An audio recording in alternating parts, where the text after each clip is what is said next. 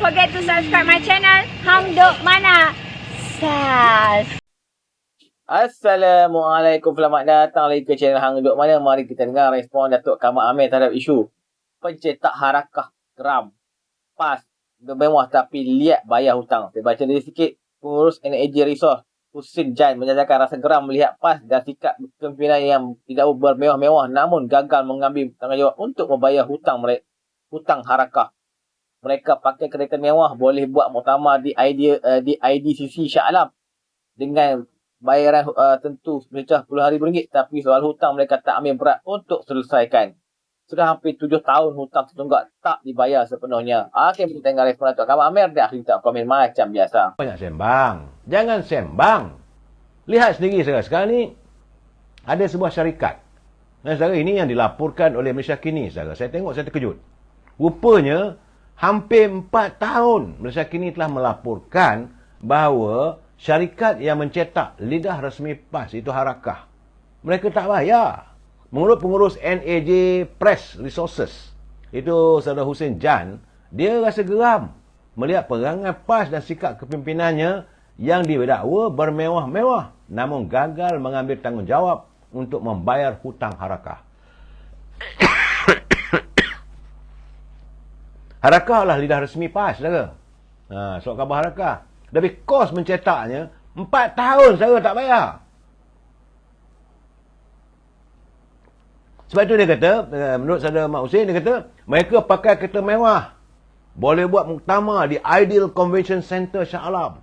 Dengan bayaran tentulah berpuluh-puluh ribu. Tapi soal hutang mereka tak ambil berat untuk diselesaikan. Dah 7 tahun hutang tertunggak tak dibayar. Jadi untuk rekod, saudara, pada Ogos 2019, Malaysia Kini pernah mendedahkan isu hutang yang membabitkan harakah dan pencetak berkenaan. Ia membabitkan hutang harakah dengan syarikat Angkatan Edaran Enterprise dan NAJ Press yang Berhad.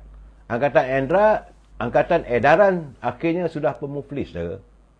Dan pihak pengurusan yang sama menubuhkan NAJ Press Resources sebagai pengganti dan terus mencetak harakah pada ketika itu. Bagaimanapun, hutang harakah dengan Angkatan Edaran yang telah muflis lebih banyak hingga mencecah nilai jutaan ringgit berbanding hutang dengan NAJ Resources sekitar 600,000. Jadi kata Husin, PAS dan harakah enggan membayar hutangnya dengan Angkatan Edaran atas alasan syarikat itu telah pun gulung tikar. Mana boleh begitu, saudara? Dia dah gulung tikar ke tak gulung tikar, bayarlah. Kamu dah berhutang. Kena alasan syarikat itu dah muflis, tak perlu bayar. Syarikat sebut menanggung beban hutang dengan pemekal kerana harakah tidak mahu menjelaskan hutangnya. Dalam keadaan ekonomi yang sukar, kita perlukan sumber kewangan segera sebagai modal pusingan untuk teruskan perniagaan. Pemimpin PAS kononnya mengaku mengikut Al-Quran, hadis, ijma' ulama' sebagai panduan, tapi sebaliknya menggunakan hukum sekular dan mengenepikan hukum Islam kerana enggan membayar hutang. Jadi betul itu peguam mewakili NAJ Resources, itu Putra Taulan Rasul, ketika dihubungi oleh Malaysia Kini, dia kata pihaknya sudah pun mengemukakan tuntutan terhadap PAS melalui Siswa Agung PAS, Datuk Takwidin Hassan dan penerbit harakah, iaitu Galeri Media Sedeman Berhad. Pihak kami juga sudah memfailkan permohonan penghakiman terus kepada mahkamah dalam usaha menyelesaikan tuntutan anak guam dan menunggu keputusan mahkamah. Sembang derah saya, hutang tak bayar. Aduh, kononnya, saya tak tahulah. Bagi alasan lah, konon syarikat yang itu dah bungkus, dah muflis, dia tak payah nak bayar. Adakah itu caranya, saudara?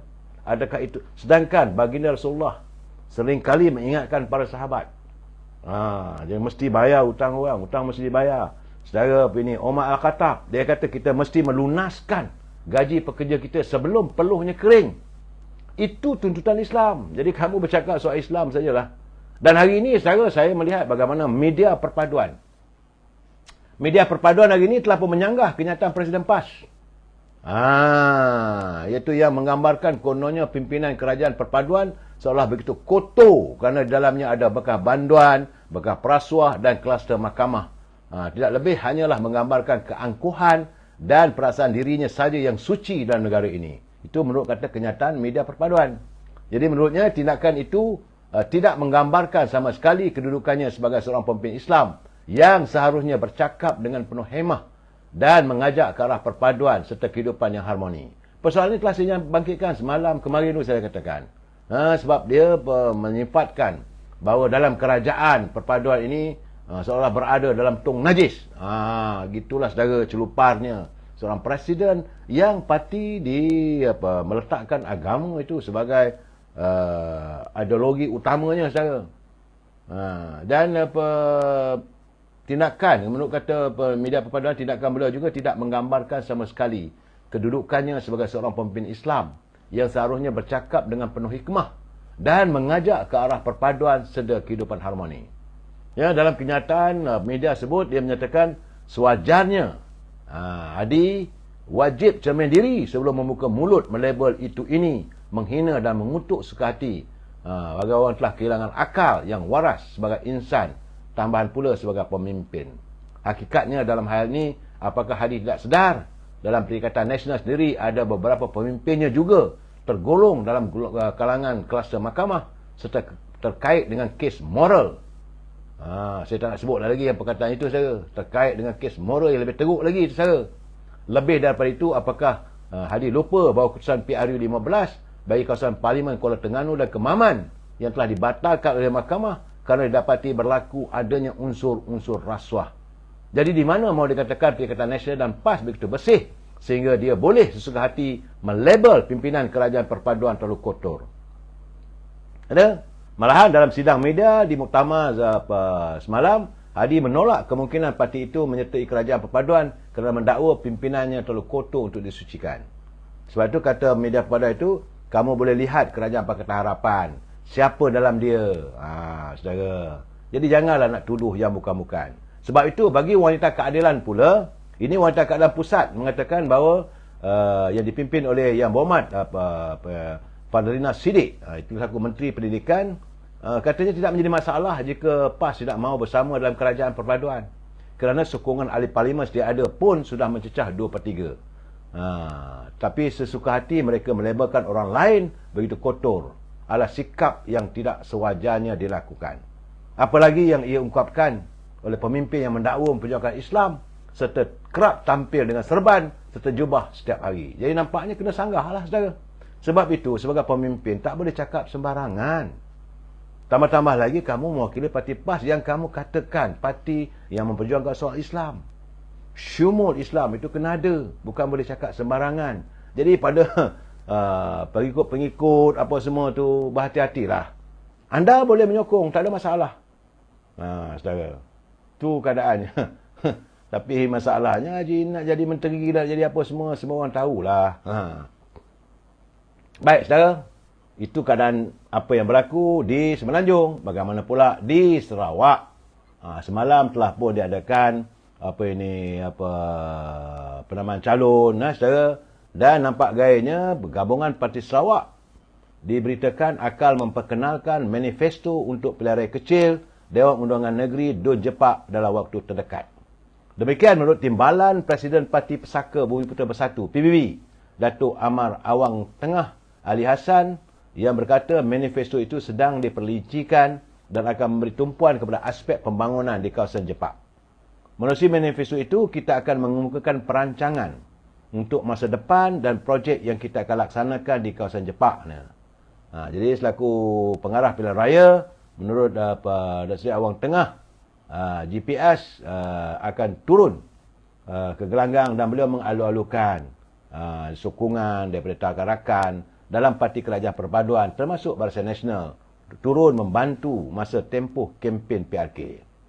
Pilihan raya kecil Dun Jepak menyaksikan pertembungan antara 3 penjuru antara calon GPS Iskandar Turki, itu GPS yang sekarang sedang mentadbir ke Sarawak. Kemudian calon daripada Parti Bumi Kenyalang PBK Stevenson Joseph Sumbang dan calon Parti Aspirasi Rakyat Sarawak Cheng Liai Peng. GPS saudara dianggotai oleh PBB, Parti Rakyat Bersatu Sarawak SUPP, Parti Rakyat Sarawak PRS dan Parti Demokratik Progresif PDP. 4 gabungan itu membentuk GPS di Sarawak. InsyaAllah kita sama-samalah saudara. Bagaimana pula dengan Kemaman saudara? Balik-balik ke tanah air saudara. Kemaman, sebagaimana yang saya katakan saudara, Hanya untuk nak buat pilihan raya aja, bahawa Suruhanjaya pilihan raya terpaksa membelanjakan wang sekitar 3.5 juta ringgit Malaysia. Hangus untuk dibelanjakan bagi mengendalikan pilihan raya di Kemaman yang melibatkan sekitar 141,790 orang pengundi di kawasan tersebut, saudara. Dan hari ini Presiden MIC iaitu Tan Sri SA Vigneswaran melalui mesyuaratnya telah pun buat kenyataan MIC juga akan turun bersama-sama dengan MCA untuk menggamit dan juga berkempen bagi memenangkan calon yang akan diturunkan oleh Parti UMNO Barisan Nasional. Tak kisahlah siapa pun, asalkan mewakili kerajaan perpaduan, MCA, MIC akan turun all out untuk membantu. Walaupun pengundi India tak ramai katanya di parlimen, tapi kita akan bantu calon kerajaan perpaduan. Demikian menurut kenyataan daripada Tan Sri Vigneswaran, saudara. Saya melihat sebenarnya, saudara, ini terus terang saya katakan, bahawa kalau mau dinilai daripada apa yang berlaku di pilihan raya kecil Pelangai, saudara, bahawa Perikatan Nasional sudah pun semakin tenat. Kerana mereka sudah menjangkakan bahawa besar kemungkinan bahawa kemenangan tidak boleh dijamin di Kemaman. Saudara, hari ini apa yang diperlukan oleh calon daripada UMNO Barisan Nasional adalah sekitar 14,000 daripada 27,000 majoriti yang diperoleh oleh calon PAS itu hari, saudara. Itu keadaannya. Kalau calon daripada UMNO dapat 14,000, menang landslide victory, saudara. Jangan lupa, saudara. Sebab waktu dulu calon daripada PAS dia dapat 65,000. Datuk Ahmad Said dapat 38,535. Kalau dia dapat 14, di situ ada 52,000. Dan tentulah daripada 65 tu tolak 14, tinggal lagi 51,000. 14,000 aja dah menang dah. Apatah lagi dengan undi daripada calon Pakatan Harapan. Ada 8,340.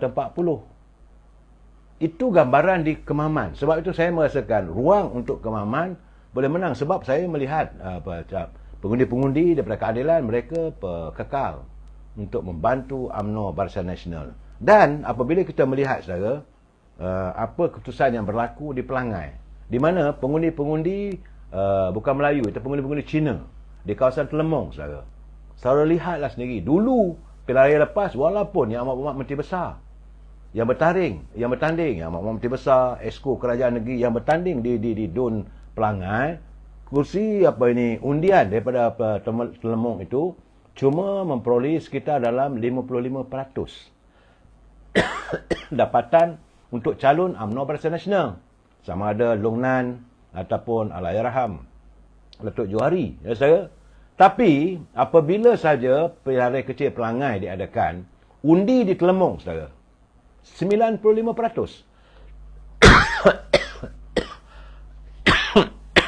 daripada warga keturunan bukan Melayu.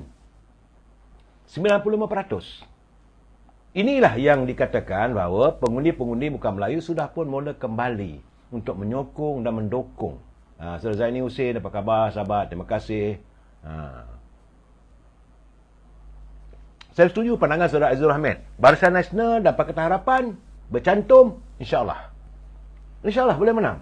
Dan untuk Pantai Barat, saudara, untuk akan datang. Sebab itu kata PAS, janganlah mimpi siang hari. Sebab sekarang ni kedudukan, kejayaan DAP sendiri meyakinkan pengundinya. 95% bukan Melayu menyokong calon di Pelangai. Ini yang menggusarkan kepimpinan dalam Perikatan Nasional. Tambahan lagi, sudah banyak berbolok-bolok cerita yang akan keluar. Semua bukan kita tak tahu. Besok tak tahu, besok ke bila ke, apakah mahkamah akan membuat keputusan apabila Tan Sri Muhyiddin minta supaya pasportnya dikembalikan kerana nak bercuti ke kota London. Wow. Alasan diberi, mereka nak bercuti bersama keluarga kota London di saat sepatutnya selama sebulan ini kita akan membincangkan soal bajet negara. Kenapa nak pergi luar negeri? Kenapa nak pergi bercuti? Selesaikan dulu tugas. Dan saya tak tahulah apakah mahkamah akan membenarkan. Seingat-ingat saya, setahu saya, mahkamah hanya akan memberi pertimbangan.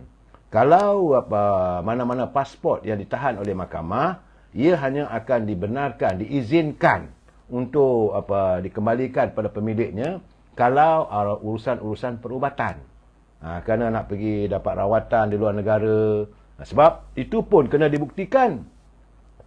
Kalau sakitnya itu yang tidak boleh disukar untuk mendapat doktor pakar.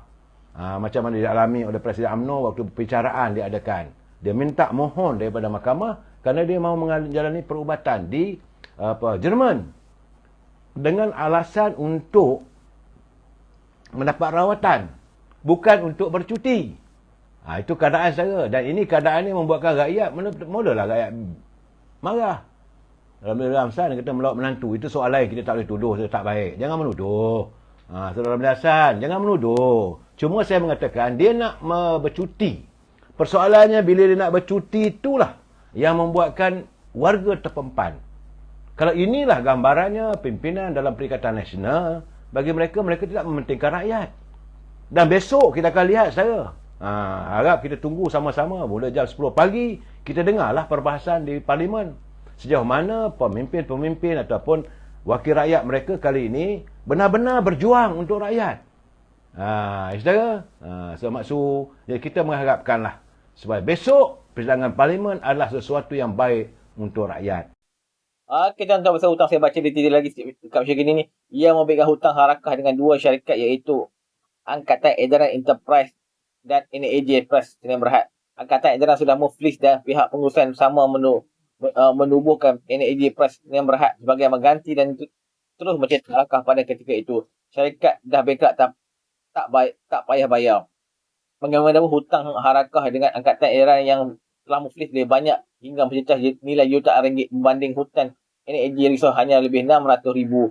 Hussein berkata, PAS dan harakah enggan membayar hutangnya dengan Angkatan Edaran atas alasan syarikat itu telah pun gulung tikar. Menurutnya syarikat tersebut menanggung beban hutang dengan pembekal kerana harakah tidak mahu menjelaskan hutangnya. Dalam keadaan ekonomi yang sukar ini, kita perlukan sumber kewangan sebagai modal pusingan untuk teruskan perniagaan. PAS kononnya mengaku mengikut Al-Quran, hadis, ijma' ulama' sebagai panduan, tetapi sebaliknya menggunakan hukum sekular dan tetapi hukum Islam kerana enggan membayar hutang. Sebab itu peguam yang wakili NAJ Resource, Taulan Rasul, ketika dihubungi PN sudah mengamukan tuntutan terhadap PAS, Setiausaha Agung PAS Taqiyuddin Hasan dan penerbit harkah iaitu Galeri Media Amerika Sdn Bhd. Tentang mari terus menyokong kerjaan dan Perwira Ibrahim. Kalau ada hutang kena bayarlah, jangan tak bayar pula. Assalamualaikum.